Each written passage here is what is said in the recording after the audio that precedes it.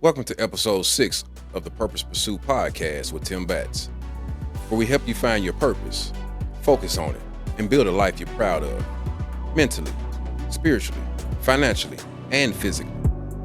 Today we're diving deep into purpose, faith, and responsibility with a man who embodies all three. Devin Dotson.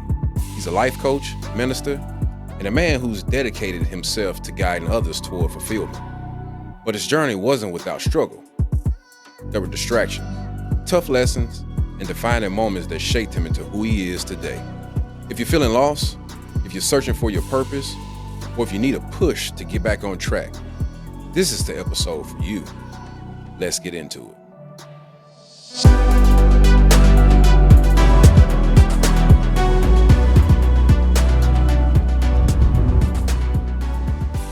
What was it like growing up in Memphis as a second of three sons? I love that question. Let me just say that because family is important to me, right? And I think that the foundation of that, of course, is how I was brought up with my parents and with my siblings. To the point though, Memphis, man, it was fun. I mean, I know again, Memphis gets a bad rap these days about the crime, the violence, and all those different things. But the Memphis I remember growing up, man, it was spending all day outside, ripping and running and playing basketball, football, hanging out with my best friends, which at the time were my brothers. Man, we did some of everything. I'm pretty sure you remember some of the games that you used to play as a kid growing up. I won't mention some of them, but I go see just hopscotch, just all sorts of things with the little kids in the neighborhood. So we just did some of everything. There were a lot of really important lessons I think that come out of growing up in Memphis too, right? And I think a lot of those actually come from the church background I have as well, because Memphis is steeped in churches. It's just churches on every corner. It's churches everywhere you look around. So I grew up in the church in Memphis. Different denominations I visited. I was part of different ministries growing up, and it allowed me to hone my senses about what my spiritual life would be like. And it just really made me into the man that I am. Right.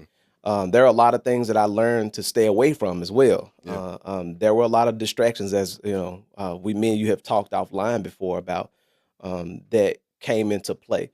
And I don't think there's any different than many other cities, really. When you think about it, I've lived in Nashville. I've been up in New York for a while. Distractions come, right?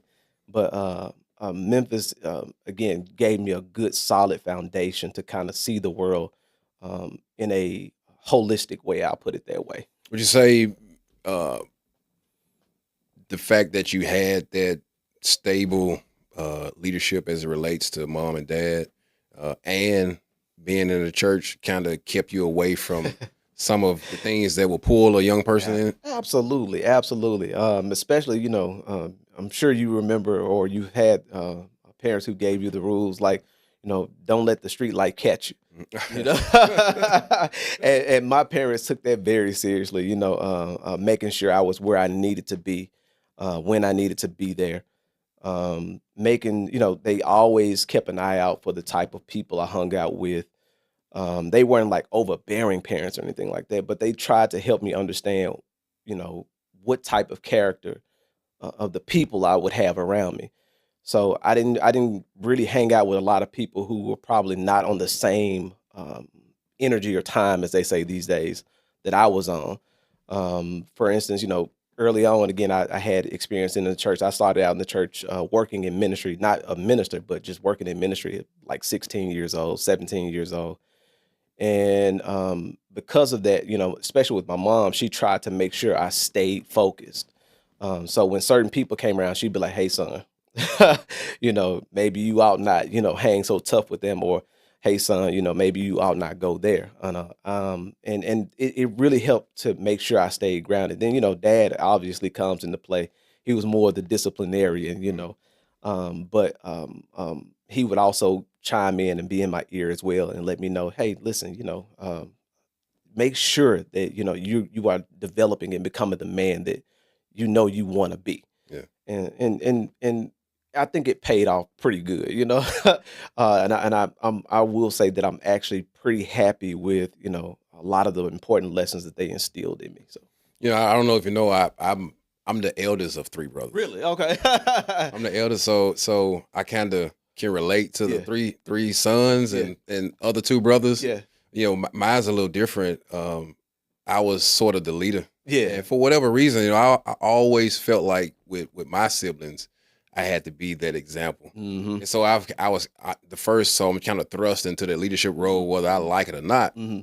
And sometimes leaders are just not always liked. Come on, bro. It's just not. And but at the end of the day, having three brothers is I think different. I think it's Mhm. different in a way where it does kind of teach you brotherhood. Yeah. Things don't always go perfect, Yes, but at the end of the day, they're your brothers. absolutely. And so when you branch out from that as we go our separate ways, you kind of have that foundation of Yeah. what brotherhood should be like. Mm, And so that's kind of mm. what I really appreciate about being born, number one, as well as having two brothers come behind me to where I had to kind of be out front, whether I liked it or not, whether they liked it or not. But at the end of the day, that little tidbit kind of made me who I am. Yeah, Just being there, yeah. with the brothers or whatnot. So Kind of the same thing, and but just my bond with my brothers was shaped again by my parents constantly driving in for us that we are family. So me and my brothers, we might argue, we might get into it, but I can count on one hand how many times me and my brothers really got into it, so to speak, and had a falling out or anything like that. We're just that type of pod where we might have a disagreement, but we're right back together.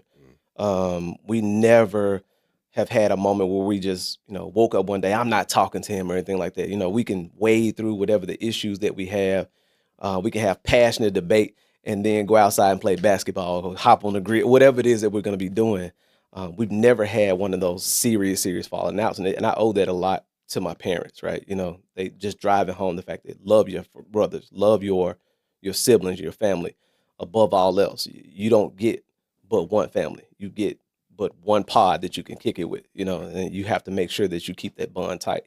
My dad would even say, if you ever had to go into battle, you go into battle with your brothers. Your brothers are always going to be there. And admittedly, he didn't miss with that one at all. did you say y'all would maybe have a little spat, but kind of be right back in it, Yeah. hooping at the end of the Yeah, day, right? yeah. So did that help you with your problem solving skills Oh yeah, as you grew yeah. to where now you're in your adulthood? Like problem solving is still important, but how you solve it, the way you solve it, the tone in which you speak, the respect that you have.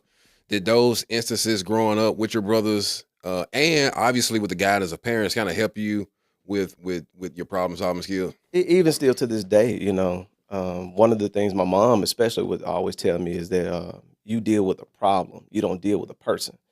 If you're gonna disagree, if you're gonna have a problem between you, make sure you focus on what the issue is. Get to that. Don't treat that person as if they are the problem. Well, how do you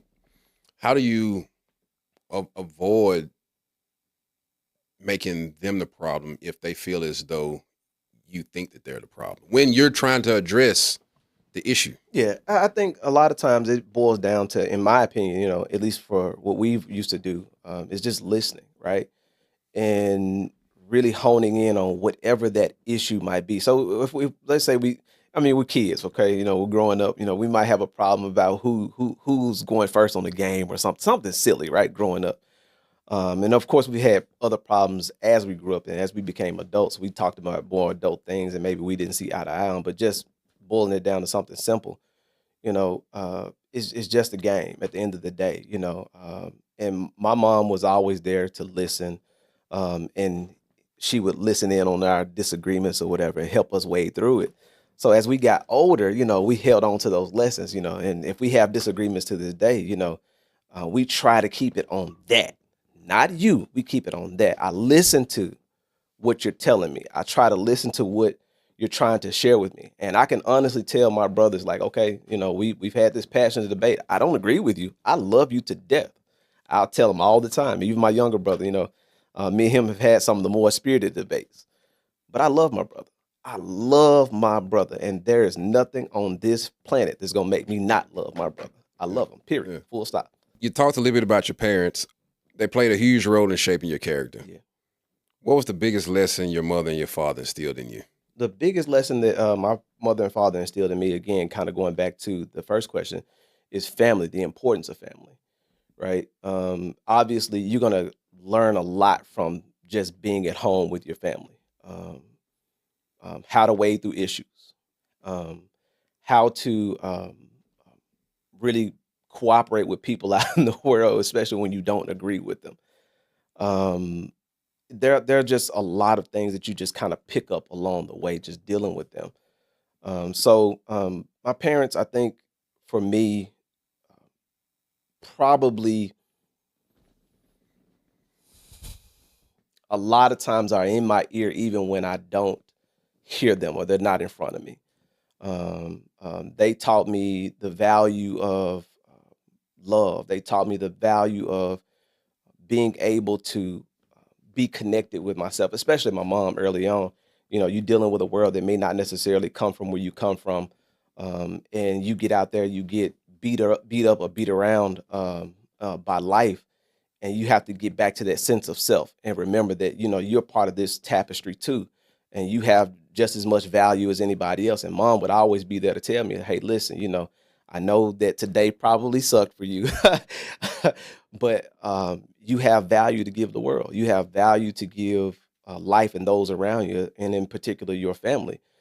Don't let the world beat you down so much that you feel like you don't have anything to offer. And so, I always went back out into the world, all right, mom, listening to you. And I never will forget a conversation I had with my dad. I think it was shortly before I graduated high school, as a matter of fact. I asked him a question because I had my mind on money. Okay. I'm like, I'm ready to get to the money. I'm ready to get to the money. And I asked my dad, I'm like, Pop, what does it mean to be rich to you? And he was outside on the grill, like he always is. And he looked at me. He was like, I'm rich already. And, you know, looking back, we didn't have a whole lot, not especially not what we have now as a pod and as a family. But he told me, he was like, I'm rich now. And I was like, okay, I said, where's the Benz? Where the Rolly, No, but he was like, man, my family's healthy. I'm healthy. Everybody's here. Everybody's happy. And we're moving forward as a family. And he was like, that's wealth. And it was like, man, I get it. I get it. So they just instilled a lot of really important lessons in me that keeps me grounded more than anything else. So that, chasing cars and money and stuff like that didn't really, take me and run me down or take me away from my purpose or take me away from who I really was as a person. So I think that's awesome. A lot of people do focus on the riches of the world. Yeah. Even if they have a family and they kind of forget about everybody that's close to them. Yep.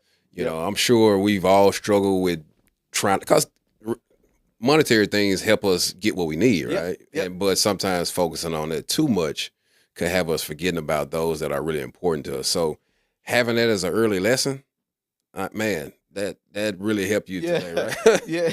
Not a lot of people have that. They just focus on the riches. Yes. And sometimes by doing that, you create a family structure that's separated. Yes.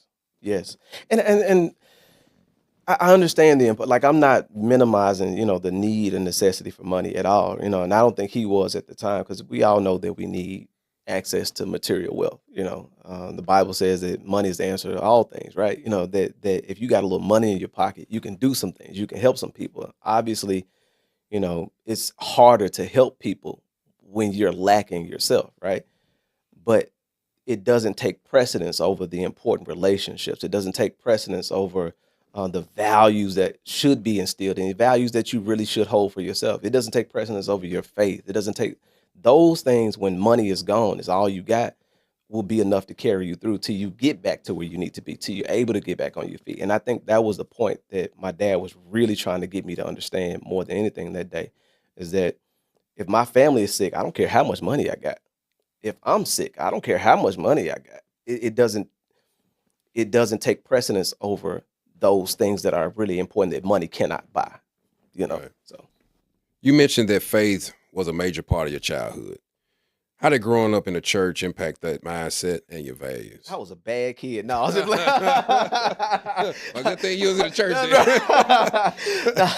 then. If my dad or my mom, again, God bless her, if she was here to say anything about me, one thing I wasn't was just really bad, right? I got into trouble much like most I kids never did. known you to be in trouble. Right.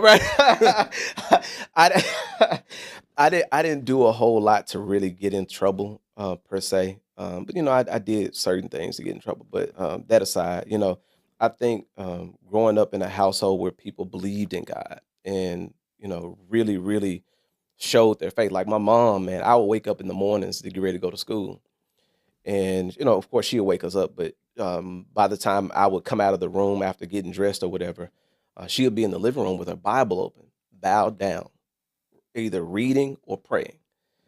And I'm getting chills just thinking about this, because it taught me that you should start your day, with the most important thing, and that's prayer, right? Or started with God. And you get distractions obviously in life. You get distractions in the morning. Now we all have cell phones and everything, and I'll get distracted sometimes too. But for the most part, man, I'll try to wake up and I turn on some gospel music to get my mind ready for the day. I'll focus on something that actually edifies my spirit, man. I do reading, whatever it takes to kind of hone my mind for the day. Because if I can get in alignment early on, the rest of the day is going to flow, right? Challenges might come, but I can meet that challenge and get back to that flow state and get back to where I need to be. So growing up in a household with that foundation really gives me a strong leg to stand on. It gives me a perspective that no matter how fraught this world may be, so long as God is seated on the throne, I'm going to be all right. And that has proven true time and time again in my life, whether it be something I did and I got off track, or something happens in my life, like for instance, getting laid off from a job or something like that. God is a provider. If somebody is sick, God is a healer. Whatever the situation is, God is there to help you through it. And if there's something that does not change, I promise you, in the midst of it, and I know it sounds cliche, but you'll change. You'll be stronger because of the process of going through. My pastor used to tell me all the time, and he would say it from the pulpit. He would like, he would say, God will pull you through it if you can stand the pull. And what he was alluding to again is that as you meet situations, he'll grab hold of you and pull you through whatever you're going through. And if you can stand it, if you can stand and have strength and see yourself through that situation, you'll come out on the other side better than what you were when you went into the situation. So it's just, man, they really did provide for me, a good context to see this world, to see myself, to see all of these purposes that I've set out for my life, and try to align them up so that I'm not too far off bases. I'm not too distracted in life. Yeah. I don't think any diamond started off as a diamond. Come on, Doc. Yeah. Right. I don't think any diamond just started out like that. It had to go through some refining. Come on, preacher. Come on, Doc. It had to go through some refining before it became a diamond, right? Yeah. So no, I'm with you 100%. As someone else also says, I'm with you 1,000%. Come on, Doc.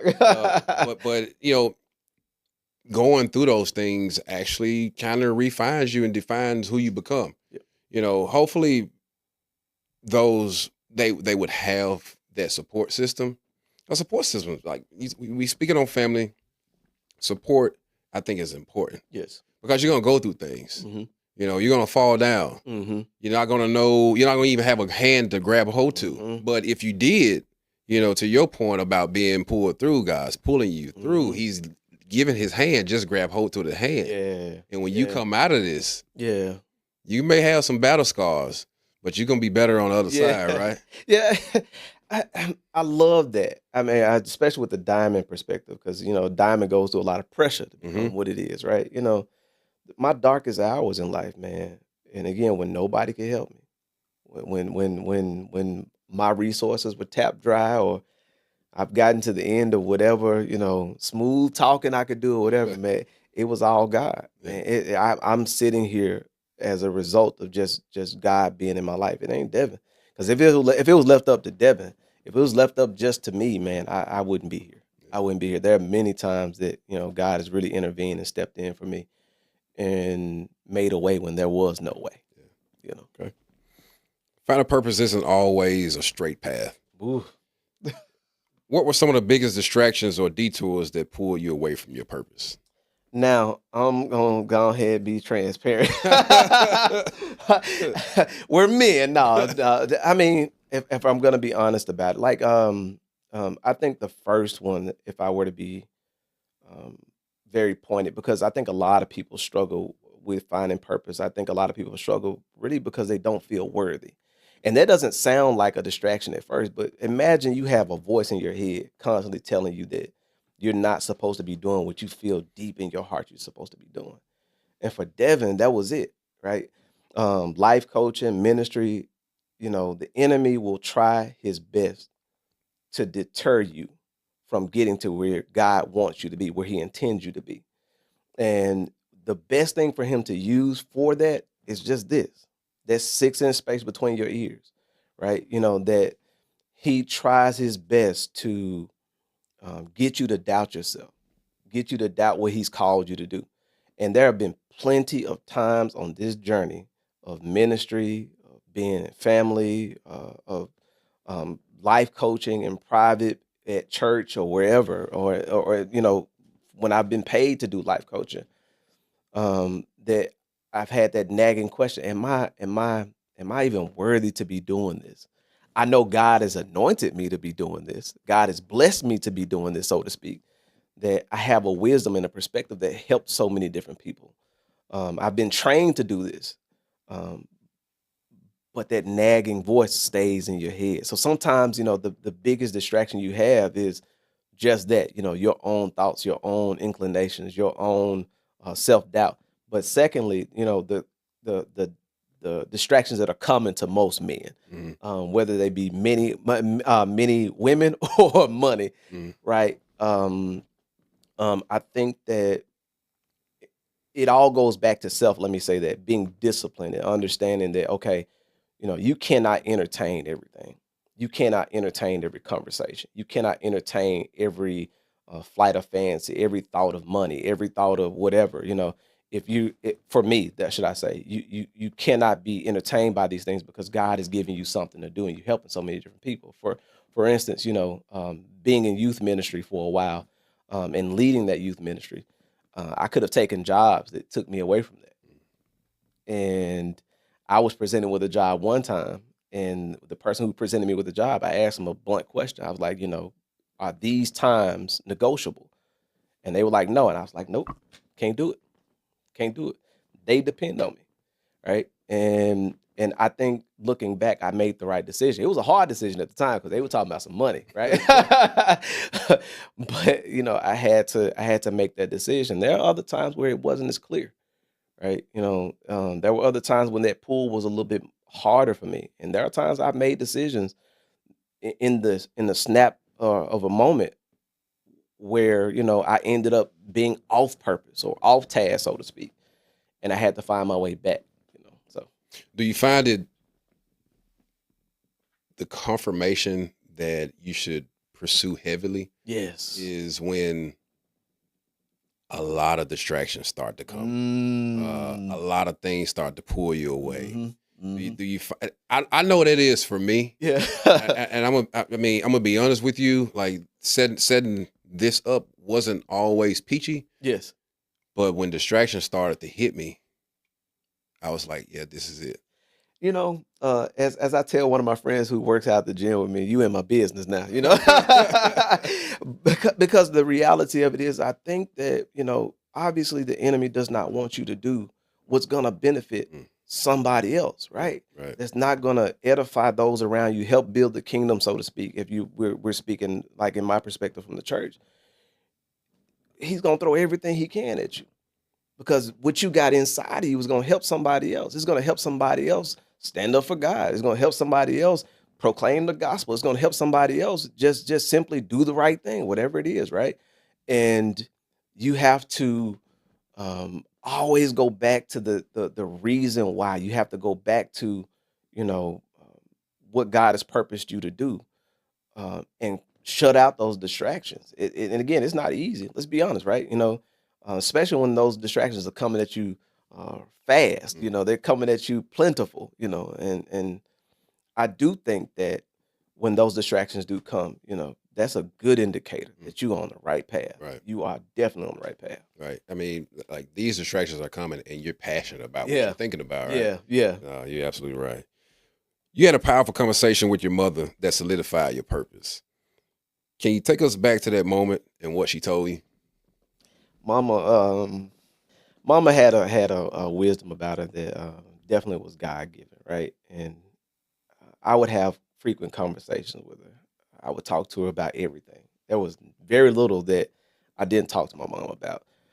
But it was just from the perspective again, a kid looking for answers. In a world that sometimes did seem confusing and was full of distractions. And one such conversation was, I'd been trying different things to find purpose or find what I'm supposed to be doing in life. And she said, you always approach finding your purpose or honing what you really want to be doing like it's some book out there or somebody out there that can tell you what to do or whatever. And she said, start with the most important thing. What did God give you in terms of a gift? You know, what are your gifts? What did God give you to give the world? And she said that you have to understand that, when you think about purpose, when you think about what you're here to do, God gave you a gift, and that gift is meant to be given to somebody else and not meant to be consumed on yourself, right? If you're chasing money, you can go and start whatever business you want to start, and you can make money, but is that really purpose? Is that really what is intended for your life? Will that bring you peace, happiness, et cetera, et cetera, et cetera? And I was like, no, I don't think that's quite it. And from the time I was a teenager, right? I would I would have pseudo counseling sessions with some of my peers all the time. I was kind of life coaching early on, because again, I just, I felt like God had given me, a perspective early on in life, and people came to me looking for advice all the time. All of the time, I would have, hours long conversations with different people on the phone, and I was like, you know what? I think that's really what I really need to be doing. Really helping people find purpose, really helping people find connection to themselves, connection to God, and it just naturally flowed into that, right? Again, it wasn't always easy because then you have that nagging voice, like, am I really where I'm supposed to be? But mom's advice really put me where I needed to be to kind of start that conversation and get to where I needed to be. How do I best give this gift away? It won't always bring money. Won't always bring notoriety. Um, but I think the greatest reward I've gotten out of that has to have been just seeing people's lives change. Mm, yeah. That actually kind of leads right into the next question. Was there a specific moment, which you kind of touched on, when you knew beyond a shadow of a doubt that life coaching and ministry were your true calling? Yeah, I mean, kind of going back to that, just seeing people's lives changed, and I'll go a step further and say, it was working with youth and young adults and realizing that um, they needed what I didn't have. I had my parents, yes, but mentorship and people to really kind of help shepherd them to what their next station in life would be. Some of the people that I've connected with over the years still reach out, still call, still. I mean, they're well into their adult years. As a matter of fact, I won't call his name because he probably, called me. But one such young man, he's out of town now, been in the military, man. He's back. He'll come back from time to time, and he'll still pull me to the side, ask for advice, and look for direction. And that is, man, that is absolutely rewarding for me, right? But it was just in those moments where I was able to help people out and help those young adults and help those young people out and say, this is where you need to be going. This is what you need to be doing. This is how you find purpose. This is how you discover who you are. This is how you get back to yourself after trauma, et cetera, et cetera. You know, that's when it just clicked. It was like, man, I love this. Oh, I love this. I love doing this. I love really helping that light come on for some people. It helped me to just feel alive. Yeah. You could have pursued anything, but you chose to dedicate yourself to helping others. What drives you to give so much, even if you don't accept payments? If I had to, hone it down to just one simple thing again, is I know what it feels like to be lost. To feel as if no one's listening, to feel as if um, there are answers out there and somebody's got to have them, and you're asking people and nobody really shows up to really give you what you need, right? Again, you can get some things from parents. You get a lot of things from parents. You get solid foundation from parents, but there are some things that got to come from somewhere else sometimes, right? Parents don't know everything. I don't know everything, Um, so I wanted to stand in that gap and provide people with what I felt like I needed a lot of times. I remember there were times where I asked people who were in ministry to give me advice on some things, and they didn't give me they didn't give me advice in the way that I thought they should have. And some of them would even, because I mean, again, you especially when you go into like big churches or you go into churches with ministers with notoriety, they don't really have time to sit down with you Yeah. and so to hold your hand, so to speak.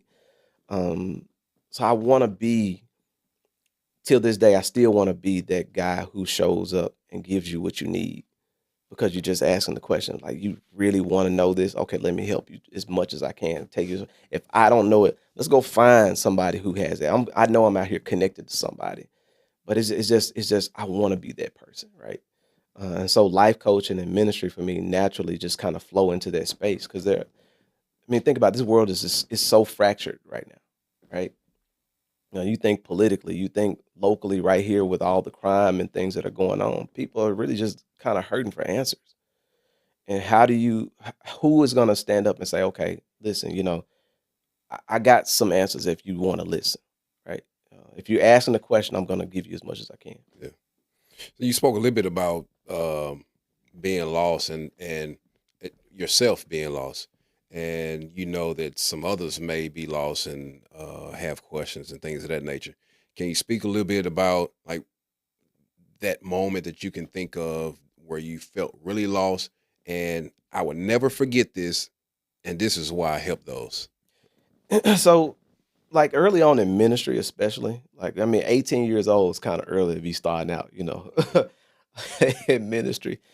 And I'm around all of these, at the time, what I thought at the time were superstars in ministry, like people who were really doing it, right? And here I am, I'm trying to get started, and I have this passion on the inside of me. I have this desire on the inside of me. And nobody was really just kind of coming in to fill that gap, right? And I remember I would call people up and I was like, how do you dot dot dot? And just it just you just never got the answers that you really needed, right? I will give credit where credit is due. There are two people I will say that later on in ministry really stepped in and kind of filled that gap, and I'll call them by name. Pastor David Rhodes, early on in my ministry walk, or like after a few years after I had been in the ministry, really stepped in and started to give me some of the things I needed. Um, but I still went back to those early years, especially where I just felt lost. I'm like, how do how do I stand in and give people what they need? Especially in ministry too. I had brothers who came in ministry after me. I was quick to pull them to the side. Hey, let's talk. Let's sit down and have a conversation about what you should be doing, how you should approach preaching, how you should approach Bible study, how you should approach dealing with people, whatever it is, right? Because I wanted to be that guy that stood in the gap and gave people what they needed when they asked, and didn't give them a runaround, and didn't let them stay out there lost. Because I mean, I've done damage in ministry, just being transparent. I've done damage in ministry being ignorant, right? Doing dumb stuff, right? And I didn't want people to feel the shame, the pain, and the angst that comes along with it. I remember what that felt like. So how do I, tell you, hey, these are the pitfalls that you should avoid. Right. Don't do this. Do lots of this. Don't do that. So, that I think that sentiment, even still to this day, it even translates over into fitness. People come to me all the time asking about fitness, and they just want to know how to get from this place to that place, and without jumping in and say, hey, if you pay me $100, $150, man, let me give you this to you for free. Right. Let me tell you what this takes. Yeah. And this, I give it to you for free. No, I'm with you 100%. I find myself either giving advice, suggestions, etc., because I either figured it out or currently figuring it out, and I don't want them to go through it. Yes. And I don't know. I sometimes think about my gift, things of that nature. Like maybe my gift is just the fact that I just care. Yes. I like that. I could keep it to myself, but what benefit is it to me keeping it to myself if I'm not sharing it? I done went through it for a reason, right? And then even with the fitness, it kind of hits home. I was just talking with someone at work, and I'm just giving the game. Yeah.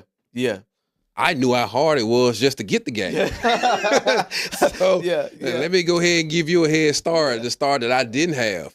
And that in and of itself, it does two things for me. Not that I look for one of the two things, but it does two things. One, I feel good being able to help someone, right? And then two, whatever we pour into somebody, like that's our legacy forever. Yeah, but come on. And so it's not that I'm looking for that, but when you think about the grand scheme of things, a part of you is going to be a part of somebody else or other people in general, just by you saying one or two things or making an impact, big or small. And so, I don't know, it's just the caring piece, man, that I think is important. And to your point, I don't want you to have to go through this pitfall. Yes. Here's the bridge that you need to go over here. Yes. I'm going to give you the map. Right. I didn't have the map. I'm pretty sure I didn't write the map. But this global positioning system is in my phone. And this is how I got there. Yeah. No, with you 100%, man. What do you say to people who believe that purpose should always be tied to financial success? When we think of success, man, I actually love a quote that I got from Earl Nightingale. One of the best quotes that I've probably heard that really defines success. He said, "Success is the progressive realization of a worthy idea." And I know everybody looks at money as the ultimate definition of success, and it does look good, right? Everybody, looks at it like, okay, yeah, but does that really connect you to yourself? Does it really connect you to those around you? Does that really leave a lasting legacy in every sense? I don't think so. I think there are some miserable people who got a whole lot of money. I think there are some people who don't really know who they are, and they can hide behind that money. They can hide behind that fame, and they can hide behind that notoriety, but they're not connected to their purpose. They're not connected to who they are. Another quote I got from an Episcopalian minister from chapel years ago. He talked about being connected to God and feeling your most human. He said that we're our most human whenever we're in worship with God, and that we're connected to God. We can be connected with ourselves in a real way and express more fully our gifts. I'm like, man, because here I am training to become a minister, and everything and everybody was telling me that, I needed to, go and chase all of this money and fame. And that wasn't it, right? It was connection to God. It was pouring out into people. It was just that simple. I think about the disciples. I think about the lives that they lived, and how none of them really for the most part, you know, had a whole bunch of money, but you can't say they weren't successful.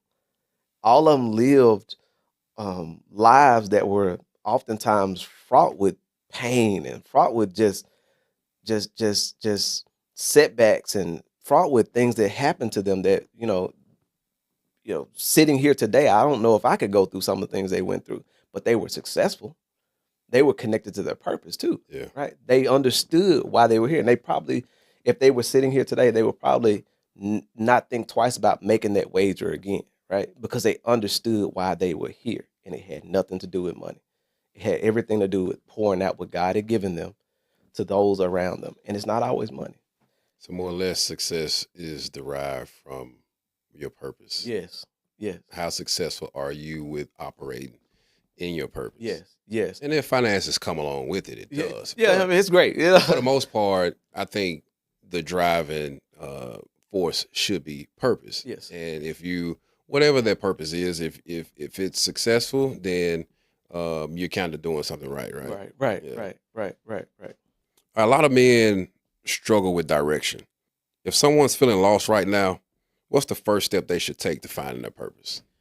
Um, cause I've thought about this for myself, just kind of going back and rethinking, just how I ended up where I am, and thinking about where I'm gonna be in the future. I think a lot of times, a lot of us as men, we're sitting around distracted, right? Um, the first thing that you probably need to do is, get in tune with yourself. Like, I know that sounds, you know, probably not like the best thing that most people want to hear. They want to hear the secret sauce, the formula, turn the cereal box over, get all the ingredients. But no, get connected with yourself. Really get in and do the work within yourself and understand what your values are. Understand what really drives you, right? What connects you most to yourself, your God, your values, those around you. And in there somewhere, I always believe that there's a purpose, right? If you're gonna be Tim and you're gonna put on a podcast and you want it to be successful and you want it to have purpose, right? You know that something is gonna come out of this that's gonna benefit somebody, right? Um, and I think that's really in part because I think you're really connected with who you are as a person. You understand why you're here. You understand what your values are. Now, again, going back to the foundation of this podcast, man, these are principles Okay. that are ingrained in who you are as a person, and most people will probably recognize readily, right? But be connected with who you are. Go back and really spend time, quiet time, thinking. Shut out the distractions. Stop chasing women. Stop chasing money. Stop chasing entertainment, and be quiet just for a little while. Just shut everything out. And I promise it'll come to you. It'll come to you in those quiet moments when you like, okay, these things are the things that really matter to you. To me, should I say. And I'll say this kind of going back to the idea of money and success, right? Your purpose may not be to go out and minister to thousands, or it may not be to do a podcast or write a book or anything. Your purpose might be right there in your house. It might be you got kids who need a dad to help show them the way so they stand on your shoulders, and that be your legacy, right? Your purpose could be, being a good spouse. Your purpose could be, going to church and serving at the door, smiling for whatever it is, right? Um, but it won't be found chasing emptiness. It won't be found chasing entertainment. It won't be found chasing money. It won't be found chasing anything other than getting connected to, who you are as an individual, what really drives you, and honestly being connected to God. You coach people privately and through the church. What's the most common struggle you see, and how do you help them overcome it? A lot of times, a lot of people who come to me for coaching, I think that it's the trauma, right? Wading through what happened, wading through that post mortem, so to speak, so that they can find themselves and find their way, right? You'd be surprised. I mean, no, you probably wouldn't be surprised. It's the church, right? In the church, they say the church is like a hospital, and I agree with that. There are some stories that people come tell you that go like, "Oh my God," I don't know if I can handle this. I have no idea how I can handle this, and I have to go and pray about it. I have to go and think about it. I have to bring other people in on it. But it's just how to deal with the traumas that come to them for life, right? When you think about how that ties back into purpose, can you imagine what it's like to feel broken, right? And trying to go out and say you want to do anything for anybody else when you can't even do anything for yourself, when you can't see yourself accurately, when you can't see yourself in a healed, happy place. I put it this way. Somebody asked me early on, they were like, do you know what your life is like if you were never traumatized? Can you visualize what you would be like if you were just never traumatized? You never had trauma come your way. And I'm like, man, that is an awesome question. And I look at people the same way a lot of times when they come to me, especially in the church. Like, how do you, how do you, how do you get through those broken pieces and put things back together so you can be effective in life? I think the second most important thing that people come to me about it, because it's really one or two of them, is like what am I here for? What am I supposed to be doing? Where am I supposed to be going? And I think that life coaching isn't so much about giving advice as it is about asking the right questions to connect you back to which who you are, what your values are, and what matters to you. I know a lot of people, look at life coaching like it's almost like a therapy, and it kind of is. Yeah. Somebody can kind of come and offload all of these things they're dealing with, but it really has a lot to do with get you to reflect upon what matters to you. Ask those questions that get you to look within your own heart and mind and say, okay, I got lost off of this path. Let me get back to this path. Or maybe I didn't recognize that this was the path I should have been on in the first place. Let me go jump on there. So How do people come to Devin? Are they just coming with questions, or do you have a program set up, or they just know that, okay, on this day or this week, like, we're getting together and we can pick his brain on anything? How does that happen?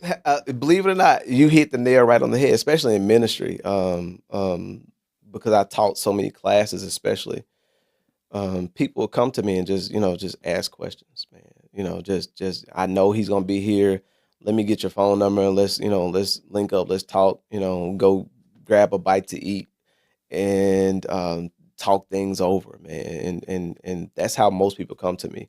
There are people who obviously find me on Facebook too, who want to pick my brain about things on Facebook. But most of the people I've encountered in coaching came through the church because I taught a class and because I either said something, did something, or I was just there and they just needed answers.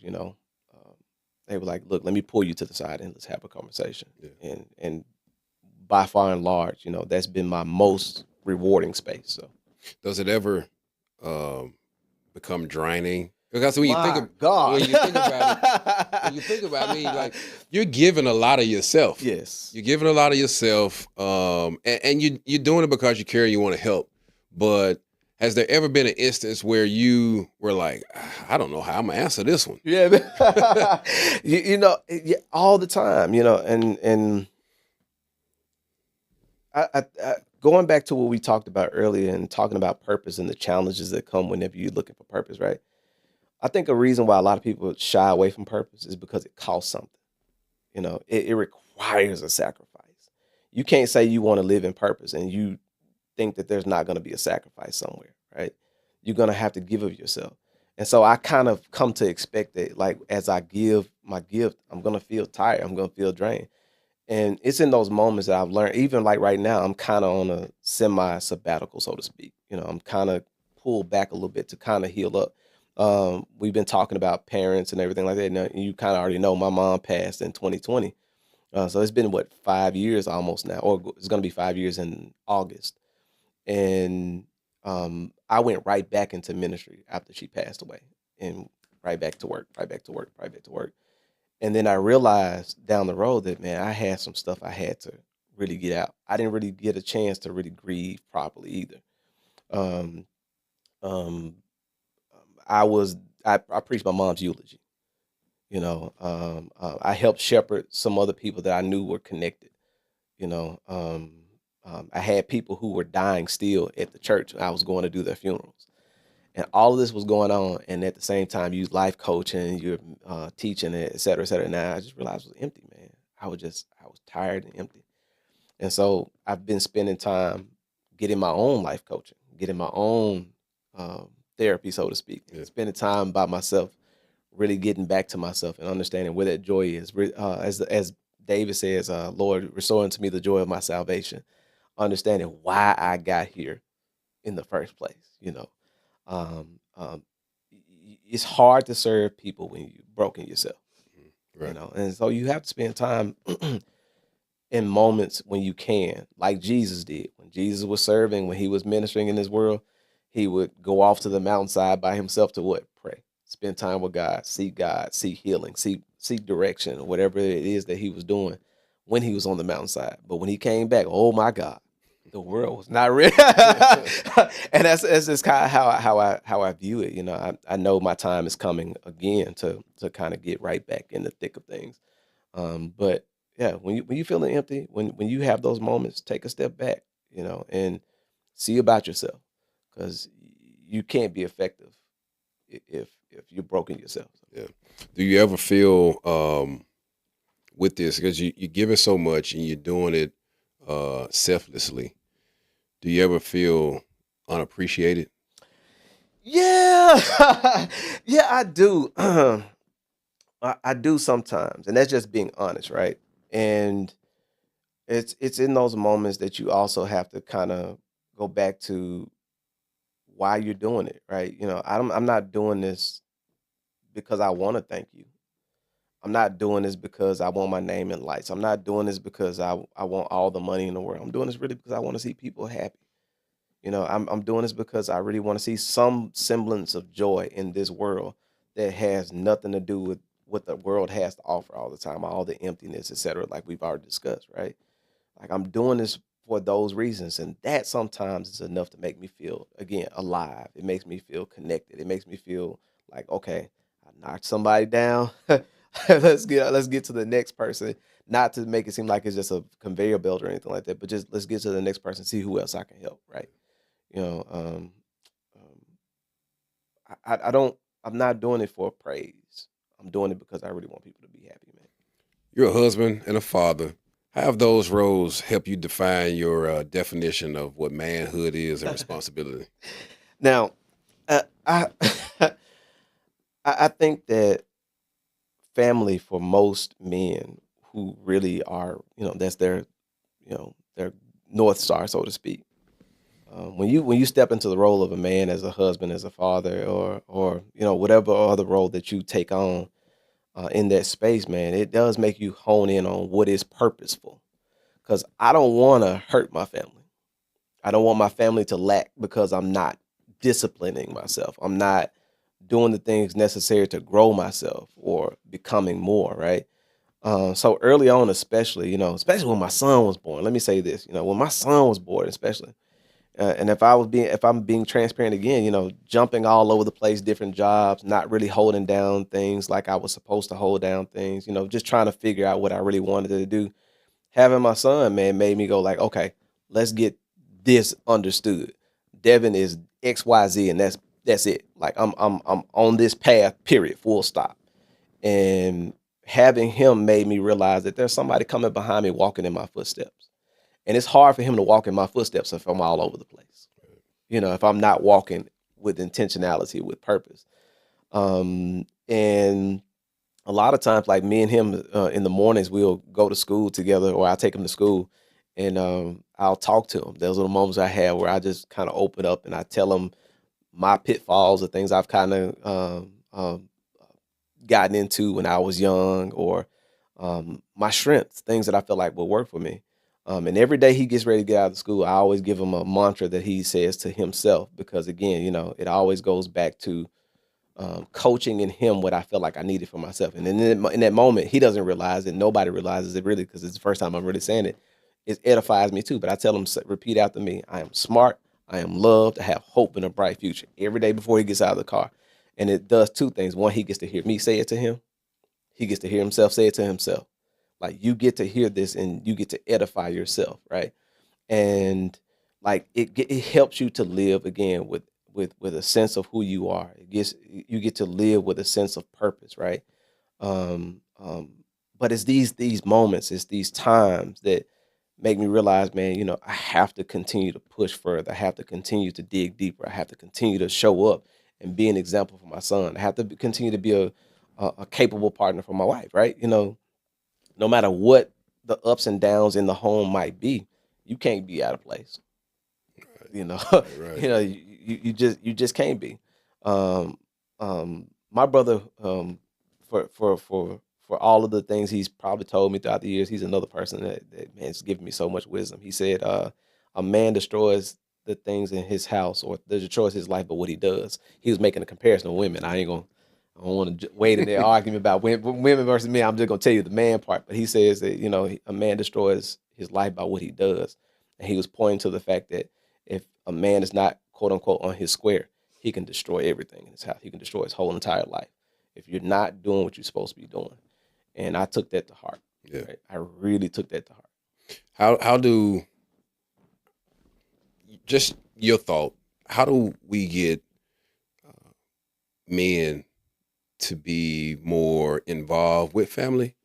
Number one. Number two, and how do we get men to just be that example um, for the young men or the young boys coming up now? Because it's not like it needs to be, but how do we get to that point? Like I said, in terms of life Yeah. coaching, right? This is kind of a coaching moment, right? How do Yeah. we get there? Yeah, I think to each man it's gonna be different, right? Because in my life and in my walk, having conversations with men who probably come from fractured families, maybe they didn't have that example. Mhm. Sometimes that's one of the best ways to start that conversation and let them know that, listen, a word that you used earlier that I love so much is legacy. Right? Like, what type of legacy are you leaving behind? Think about the children you have. Think about the family that you have, and what type of story is going to be told about your life when there's no more life here for anybody to enjoy in you, so to speak. When you die and go on, right? What does that mean for you? You know, and if it means something to you, how can you live up to whatever that idea of manhood that you have in your head that will support that vision? You know, like, a lot of men are walking around, they're not really thinking about the end result of their ideas or the end result of their behavior or actions. Um, um, um, Stephen Covey, The 7 Habits of Highly Effective People, begin with the end in mind. If you're going to start to do anything, at least understand how it's going to turn out, what life is going to look like. And you apply that same principle to your family too. You look at your family like, okay, if I do this, how's it going to affect them? If I don't do this, how is it going to affect them? But I think starting the conversation with, like, what type of legacy you want to leave, excuse me. What type of person do you need to be to support that idea of what legacy is for them? Yeah. Like, how do you live up to that? I just don't think that a lot of men spend a lot of time really thinking through that piece, right? So Now, the question is, do they even recognize that they should be thinking through it? yeah, right, and that's where somebody like me or you come in to ask that question. Because again, you know, I've been blessed again, to run across some brothers who were willing to listen, right, and willing to take heed to what I was doing. I got some good brothers around me who show a better example than I do, right? Who I look up to, so to speak, and say, man, like my brother, man. Oh my God, that dude is awesome. That dude is amazing, and it's just a each one reach one type of deal, right? I'm just looking for brothers, or I'm open to brothers who are looking for answers, who want to be better, who want to be more connected, who want to be that example to their families, who want to be examples to their children. Um, because we got enough brokenness in the world, Yeah. and we got enough brokenness in families, especially. Yeah. You say the world and societies make up the greater whole, but families make up societies. And so I think that conversation has to happen. Yes. I think these seeds need to be planted now Yes. because a lot of the things that we're seeing in our societies are a direct reflection of what the homes look like. Mm-hmm. If you got broken families, why would the society be together? Mm-hmm. because I mean you're leaving that family with these traumas to your point earlier, with things that you've gone through, what you should or shouldn't have gone through, but now you're out with that, and you're still broken and unfixed, Yes, yes, yes, and now you're contributing to society. yes, yes, yes. So, I some way somehow, I think one of the most important things I know to me is, and even with this podcast and how it started is how do we get our men to be leaders again? Yes, yes, yes. How do we get them to be, that representation of what a man should be? Yeah, Uh, and then I think if that could happen, I think our society start to turn around. I agree. I absolutely agree. Kind of going back to what I was saying earlier, like get on your square. And I know I know that probably is encroaching on some ideas that are out there. I'll say some fraternal things that but I'm just due respect. I think I just like the statement. Get on your be where you're supposed to be, right? Just be where you're supposed to be. Understand that there's importance. There's a reason why you've been given this task and assignment, and I get it, right? When we discuss purpose, when we talk about purpose, remember that it always comes at a cost. And I think innately or intuitively we know that there's a cost, and some of us run from that cost. It costs to be there to be a parent. It might mean that you stay up late at night. It might mean that you pray over your kids because you see things that are looming around, and it costs, and it requires you to be present. It requires you to give, sometimes more than you think you have to give. But who else is gonna do it, right? Like Yeah, who else is gonna do that? And it should be you. You've been given that task. How dare you run from it? right. How dare you run from that task? And I just, when it comes down to my son, especially, that's just how I view it. Nobody's gonna take that role as seriously as I'm gonna take it. Yeah. No, I agree, man. I have a daughter that just reached teenage years, and Oh, good luck. yeah, I know, and man, it is so tough. Yeah. And a few weeks ago, she kind of she got to me. Yeah. I'm not going to disclose since I'm not being interviewed, but she kind of got to me a little bit, and I was like, man, what am I going to do? Yeah. Wasn't anything serious, but she's learning, right? She's coming to her own, and it was tough. I'm like, I cannot like just let this fall by the wayside. I have to stay in there. I have to stick with it because her future is depending on how I lead her Yeah. into her future. Yeah.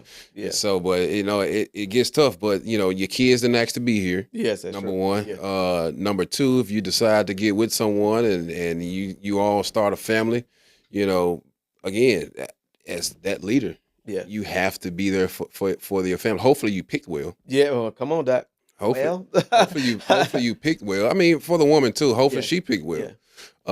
But and if you did, you got to be there, Yes. right? You got to be there. In today's world, there's a lot of confusion around what it means to be a man. What's your take on that, and what do you think young men need to hear right now? That is okay to define that for yourself.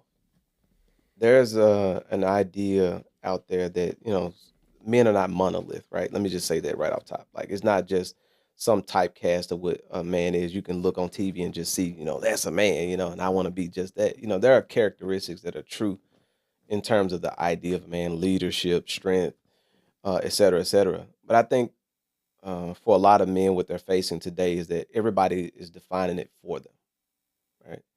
And they're not defining it for themselves. They're not defining it for what matters to them most, what values they have. So I think that understanding first and foremost, that you get a chance to define it, no matter what somebody says you're not doing, or what you are doing, or what you should be doing, or if you're really a man, you should be doing this. You get to define what that is for yourself, right? That is the most manly thing. Setting your own course, right? Setting your own path and walking in that path confidently, knowing that you are not out here trying to harm anybody. You're trying to lead, the correct way, so to speak. Lead with empathy, lead with love, lead with vision, etc.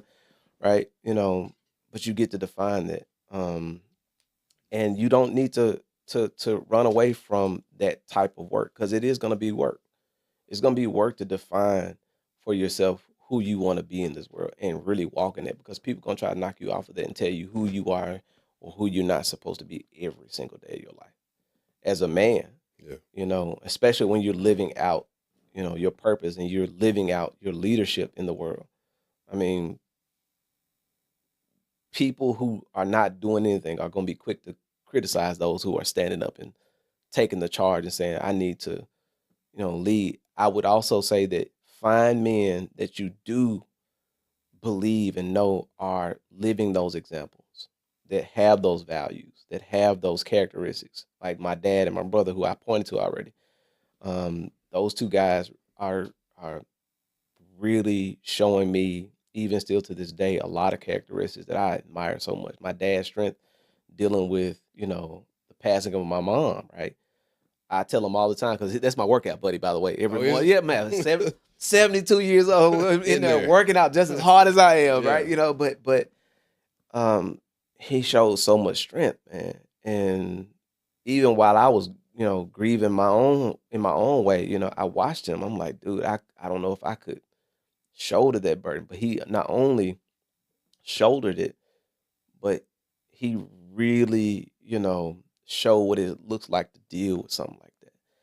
I'm like, man, I want to be like him when I grow up. I want to be like him when I grow up. But find men who are really, doing what you think manhood should look like. Yeah. And get in their ear, get on their schedule, get on their calendar, pull them to the side, have a conversation with them, and draw from them. And then, as much as you possibly can, incorporate those things in your life that you think really matter, right? But you get to define it. You honestly, in this space right here, especially today, you get to define what manhood is for yourself.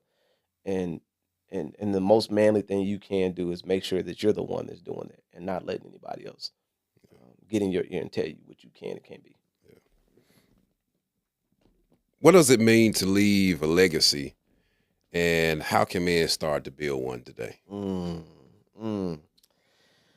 Uh, to me, leaving a legacy has a lot to do with the indelible mark that you leave in other people's lives, right?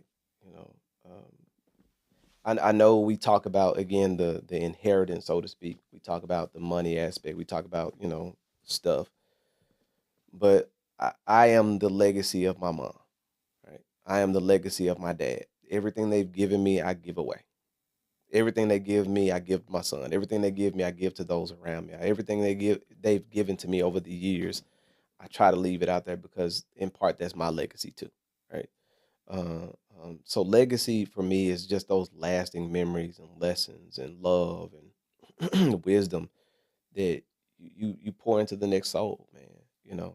I think of myself more and more every day. In Psalms, they say, that your cup shall run over, your cup runneth over, right? And I think of the immaterial blessings that God has given me, in terms of wisdom and knowledge and love and so on and so forth, as the things that are overflowing, and it's just pouring off onto the saucer, and I'm just trying to pour it out, give it to everybody else. Like, these are the people around me. They need it, because these are the people who gonna carry on my memory when I'm long gone. Yeah. Whether it be the youth I've taught, whether it be my siblings, if it's my son, if my nieces and nephews, whomever, right? To me, that's legacy. And then, of course, make sure you leave something for your kids too. Make sure you It leave don't hurt to leave them some money. right, a car, some, some, leave them some, but you, legacy is so much bigger than just that stuff, man. I will have memories that I will forever cherish, because my mom thought enough to leave a legacy. And I'll say this, because I thought about it earlier when I thought about her faith walk. You know, I've heard it be said, that some of us are living off the prayers of our parents. Man, if I ain't listening, if I could testify, I could tell you, man, some of the prayers that my mom, I know she prayed for me, and I can see them clearly in my life. Yeah, I'm living off those prayers, and that's legacy too, man. Yeah, for That's sure. legacy too. For sure. Living legacy, right? Yes, sir. Yes, sir. If this was your last time speaking, what's the one thing you want the people to remember? I think his name is Coach Valvano. If I'm mispronouncing that, or if I'm saying it wrong, excuse me. But he, he had gotten cancer, And he just talked about the things that we all should do every day. You should think, you should laugh, you should be moved deeply to emotion. Um, I think this world is in desperate need of those things, right? And if I could impart anything to anybody kind of borrowing from that concept is, man, love deeply. Like, find somebody, something to love deeply. So, it's easy to get caught up, and there's nothing wrong with self-love, but it's easy to get caught up in the selfishness of self-love and forget that you're connected to so much more than just yourself, right? But love deeply. Think, spend time, like, quiet time, and really think about who you want to be, what type of life you want to have, what legacy you want to live, what type of impact you want to have in the world, and be intentional about it, right? Like, really, really, really, really spit, because that's the hard work.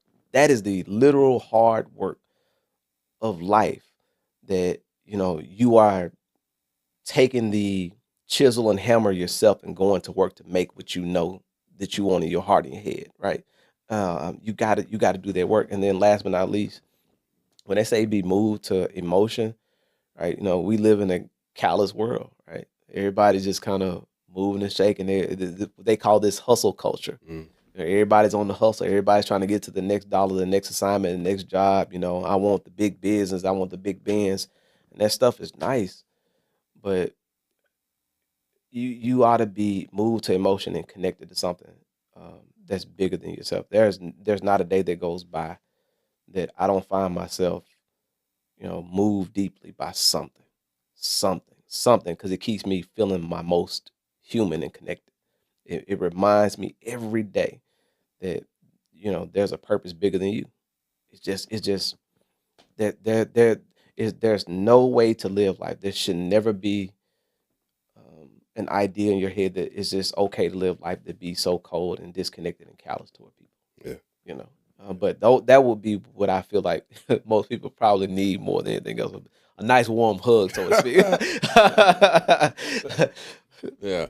Well, this kind of brings us to the end, man. And, really appreciate you blessing us with your presence.